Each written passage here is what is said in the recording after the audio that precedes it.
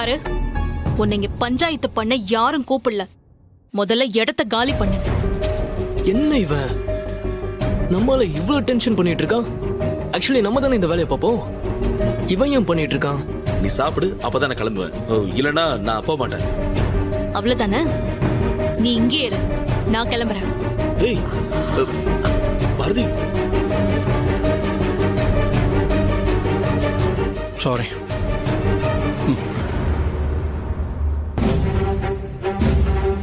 நான் என்ன பேசினாலும் பாரதி புரிஞ்சுக்க மாட்டேங்கிறா மேடம். சரி, பாரதி கோவம் தீர்ற வரைக்கும் வெயிட் பண்ண வேண்டியதுதான்.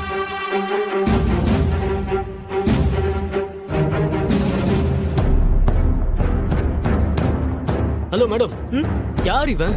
பாரதிக்கு இவனுக்கும் என்ன சம்பந்தம்? பாரதி ஏன் டென்ஷனா இருக்கா? எதுக்காக நம்ம ஆபீஸ்க்கு வந்துட்டு போறோம்? ஏய் இரு இரு இரு, காம் டவுன். இப்போ எதுக்கு நீ இவ்ளோ கேள்வி கேட்டுட்டு இருக்க? மேடம், அவ்வளவு கேள்வி இருக்குன்னு அர்த்தம் மேடம். சரி, அதெல்லாம் விடுங்க. யார் அவன்? அத தெரிஞ்சுக்கிட்டு இப்போ நீ என்ன பண்ண போற? என்ன மேடம் இப்படி பொறுப்பு இல்லாம பேசிட்டு இருக்கீங்க? பாரதிய காலி பண்ணும் தானே நீங்க என்ன இங்க கூட்டிட்டு வந்தீங்க. இப்போ ஆல்ரெடி இங்க வந்து வேலையை பார்த்துட்டு இருக்கான். அவன் யாருன்னு கேட்டா அத சொல்ல மாட்டீங்க. இதெல்லாம் நியாயமா மேடம்? உனக்கு சூர்யா யாருன்னு தெரியாதுல?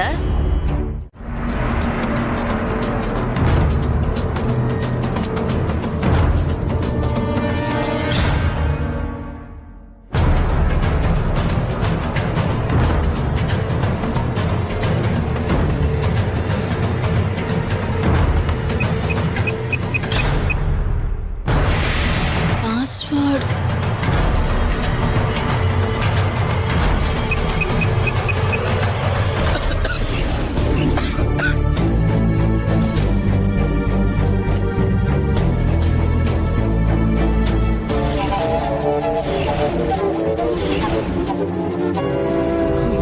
நீங்களா?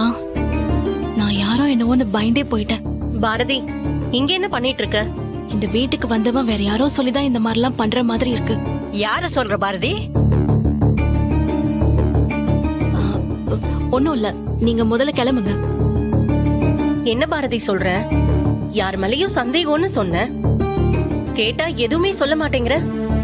பாரதி, நானும் பாத்துக்கிட்டே தான் இருக்கேன். நீ பண்றது ஒண்ணுமே சரியில்லை. வர வர மாயாவி மாதிரி பேசிட்டு இருக்க. நீ இப்படி பண்றதுனால உனக்கு பிரச்சனை மேல பிரச்சனை வந்துகிட்டே இருக்கும். பாட்டி சொன்னா கேளுங்க. நீங்க முதல்ல இங்க இருந்து கிளம்புங்க. என்னமோ பண்ணு. நாங்க சொல்றதை நீ எப்ப கேட்டிருக்க? லட்சுமி, நீ வா.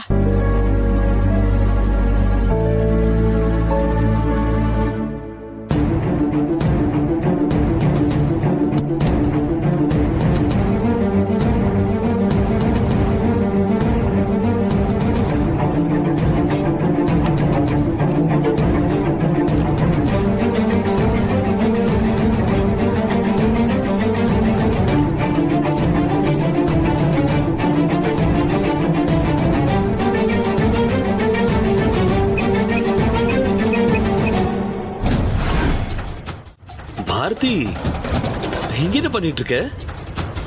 ஏன் போன பாக்கணும்னு கேட்டிருந்தா நானே விட்டே கொடுத்திருப்பேன்ல.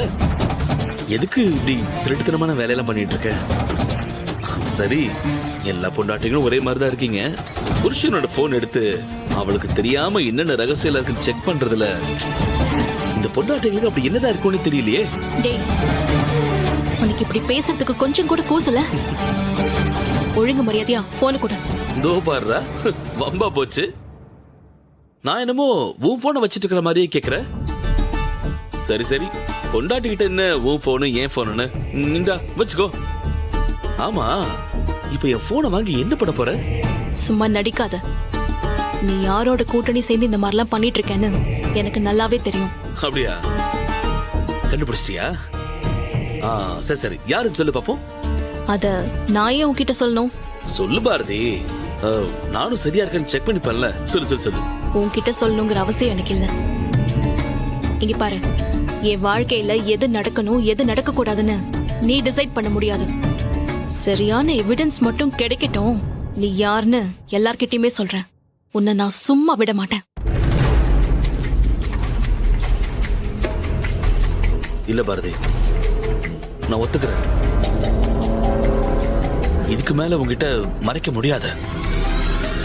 யாரோ ஒருத்தர் சொல்லிதான் நான் இதெல்லாம் பண்றேன். அவங்க யாரு என்னன்னு நான் உங்ககிட்ட சொல்லிடுறேன். சொல்லு.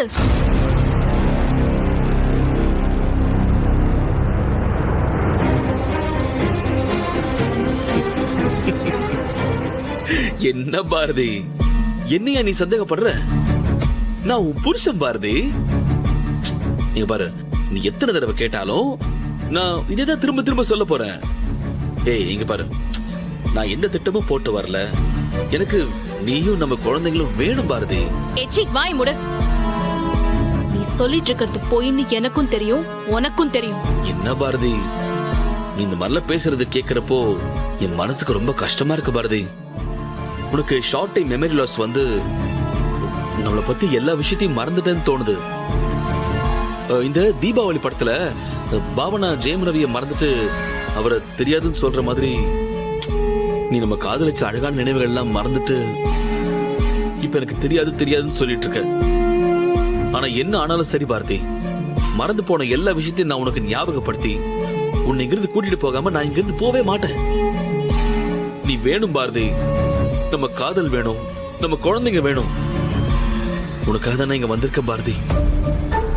நான் உன் புருஷங்கிறதுக்கான எல்லா ப்ரூஃபையும் உங்ககிட்ட கொடுத்துட்டேன். ஆனா நீ என்ன நம்பவே மாட்டேங்கிற. ஞாபகம் இருக்கா பாரதி?